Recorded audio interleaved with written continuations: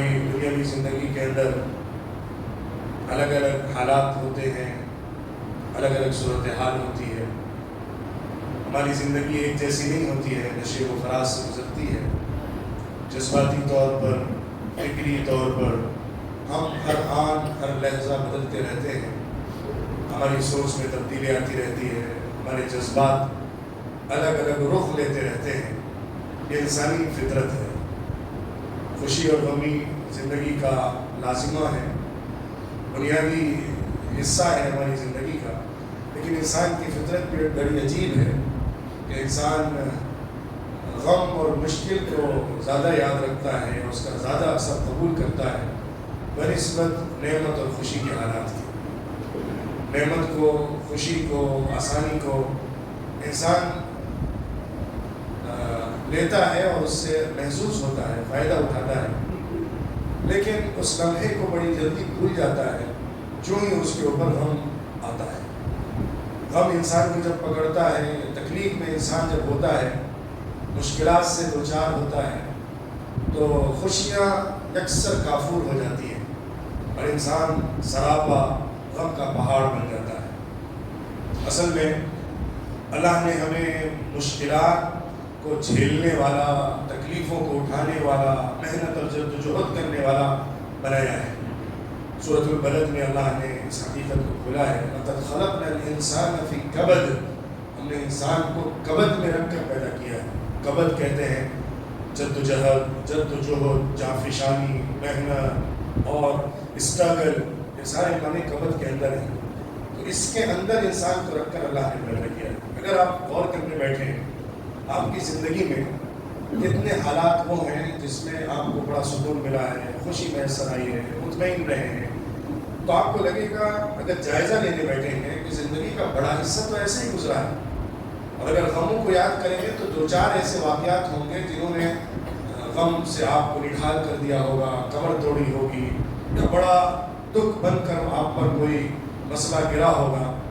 لیکن بیشتر وقت، زیادہ وقت ہمارا نعمتوں میں گزرتا ہے، لیکن اس کا احساس کم ہوتا ہے. اس ضمن میں ایک واقعہ بڑا اہم ہے جس سے اس چیز کو سمجھنا آسان ہوگا. اللہ کے رسول صلی اللہ علیہ وسلم ایک دفعہ دوپہر کے وقت اپنے گھر سے نکلے اور بھوک سے بے حال تھے. بہت شدید بھوک لگی ہوئی تھی اور کھانے کو نہیں ملا تھا. باہر نکلے تو دیکھا ابو بکر صدیق رضی اللہ عنہ بھی راستے پر ہیں. ملاقات ہوئی، حال چال پوچھا.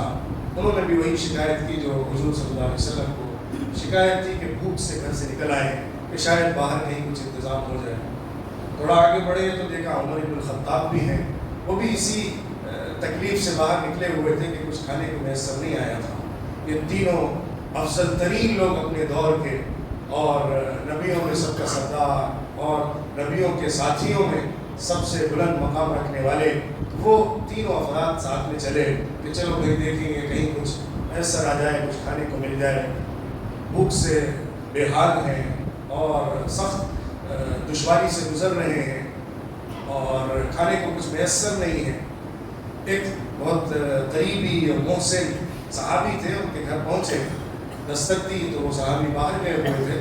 حضور صلی اللہ علیہ وسلم کو ان کے گھر والوں نے بٹھایا اور اندر انتظار کرنے کے لیے حضور اکرم صلی اللہ علیہ وسلم حضرت ابوبکر عمر رضی اللہ عنہما بیٹھ گئے. کچھ ہی وقت میں وہ صحابی بھی تشریف لے آئے اور دیکھا کہ آج تو ہمارے گھر میں بہار آئی ہوئی ہے، حضور بھی ہے، ابوبکر بھی ہے، عمر بھی ہے. یہ موقع تو بڑی مشکل سے ہاتھ آتا ہے کہ اتنے بلند پایا لوگ آئے ہوں. تو وہ صحابی خوشی سے نہال ہو گئے، بہت محبت اور مرتباک انداز میں استقبال کیا، حال چال پوچھا اور اس کوشش میں لگ گئے کہ کس طرح ان کی ضیافت کی جائے، کس طرح ان کی مہمان نوازی کی جائے. تو اس کے لیے انہوں نے ایک چھوٹا سا بکری کا بچہ لیا، اس کو ذبح کیا، یا میٹھا لیا، اس کو ذبح کر کے جلدی سے تیار کروایا اور لا کر ان کی خدمت میں پیش کیا. حضور اکرم صلی اللہ علیہ وسلم نے اور دونوں صحابہ نے ان کے ساتھ بیٹھ کر کھانا کھایا، پیٹ بھر گیا، آسودہ ہو گئے. تو اس وقت اللہ کے رسول صلی اللہ علیہ وسلم نے جو بات فرمائی وہ ہے محل استشہاد، وہ ہے وہ پوائنٹ جس کو میں بطور دلیل آپ کے سامنے ایویڈنس کے طور پر اس ٹاپک سے ریلیٹ کر کے پیش کرنا چاہتا ہوں. حضور نے فرمایا، دیکھو یہ تمہیں کھانے کو ملا، یہ نعمت حاصل ہوئی ہے، لیکن یاد رکھنا کل آخرت میں اس نعمت کے بارے میں تم سے پوچھا جائے گا۔ حضرت ابوبکر اور عمر کے اندر گویا کہ عجیب سی ہیبت تاری ہو گئی۔ آپ ذرا اندازہ لگائیے کہ بھوک سے تڑپ کر کوئی آدمی باہر نکلا ہو اور اس کے پاس کچھ کھانے کو نہ ہو اور بھوک سے بے حال ہو، اس کو اگر ایک کھانا مل جاتا ہے تو وہ بھی ایک ایسی نعمت ہے کہ جس کا سوال آخرت میں ہوگا۔ لَتُسْأَلُنَّ يَوْمَئِذٍ عَنِ النَّعِيمِ، سورۃ التکاثر میں اللہ نے فرمایا کہ تم لوگوں سے ضرور پوچھا جائے گا نعمتوں کے بارے میں۔ تو ہم کن کن نعمتوں سے لطف اندوز ہو رہے ہیں؟ صبح و شام ہمارے پاس نعمتوں کے انبار ہیں، بہتات ہے، فراوانی ہے، ہر طرف سے نعمتیں ہی نعمتیں ہیں، کھانے کی ہو، آرام کی ہو، پیس کی ہو، اور کیا کچھ نہیں ہم کو پرسنلی حاصل ہے۔ آپ اس پر غور کرتے چلے جائیں گے تو آپ کو لگے گا کہ زندگی ایک جنت ہے، اس پہلو سے کہ ہم تو لطف ہی لطف اٹھا رہے ہیں۔ ہمیں تو کبھی بھوک سے دو چار نہیں ہوتا، ہمیں فاقے کا شکار نہیں ہونا پڑتا، ہمیں کوئی جسمانی اور جانی اور مالی بڑا ایسا نقصان نہیں جھیلنا پڑا ہے اپنی زندگی میں جو ہمیں ختم کر دے اور ہماری جان نکال لے یا ہمیں نچوڑ کر رکھ دے۔ ایسے حالات نہیں پیش آئے ہیں۔ تو گویا کہ میری زندگی کے 30 سال، 40 سال، 50 سال، 60 سال نعمت ہی نعمت میں گزرے ہیں۔ غم کیا آیا ہوگا؟ کوئی قریبی دنیا سے چلا گیا، کوئی بہت محبوب چھوٹ گیا، بزنس میں کچھ اپ اینڈ ڈاؤن ہو گیا، کہیں کوئی جسمانی تکلیف اور بیماری لاحق ہو گئی۔ اسی طرح کی تو کچھ تکلیفیں ہیں جو ہماری زندگی کا حصہ ہیں، لیکن حقیقت یہ ہے کہ ہم زندگی کو اس نظر سے دیکھتے ہیں کہ صرف مشکل ہی مشکل ہے، دکھ ہی دکھ ہے، غم ہی غم ہے، پریشانی ہی پریشانی ہے۔ ہم اگر اپنی نظر بدل دیں گے، زاویہ نگاہ کو تبدیل کر دیں گے تو زندگی کو صحیح طور پر انجوائے کر سکتے ہیں اور زندگی کی لذت سے فائدہ اٹھا سکتے ہیں۔ مجھے اس موقع پر ایک اہم جو حدیث کی تعلیم ہے وہ یاد آ رہی ہے۔ اللہ کے رسول صلی اللہ علیہ وسلم نے ایک انسان کے پاس جو نعمتیں ہوتی ہیں ان نعمتوں میں سب سے بہتر نعمت اور انسان کو جو کچھ میسر ہوتا ہے یا جو کچھ اس کو حاصل ہے اس میں جو سب سے افضل ترین چیز ہے اس کے پاس وہ ہے قناعت، کنٹینٹمنٹ۔ جو کچھ ملا ہے اس پر راضی ہو جانا، خوش ہو جانا، مطمئن ہو جانا، اس کو کھلے دل سے قبول کر لینا اور اس نعمت پر اللہ کا شکر گزار بندہ بن جانا۔ اللہ نے جو کچھ طے کیا ہے اس کو کھلے دل سے اختیار کرنا، اس کے لیے اپنے دل و نگاہ کو نچھاور کرنا، اللہ کے احسانات کے اندر زندگی گزارنا، اللہ کی نعمتوں پر شکر بجا لانا۔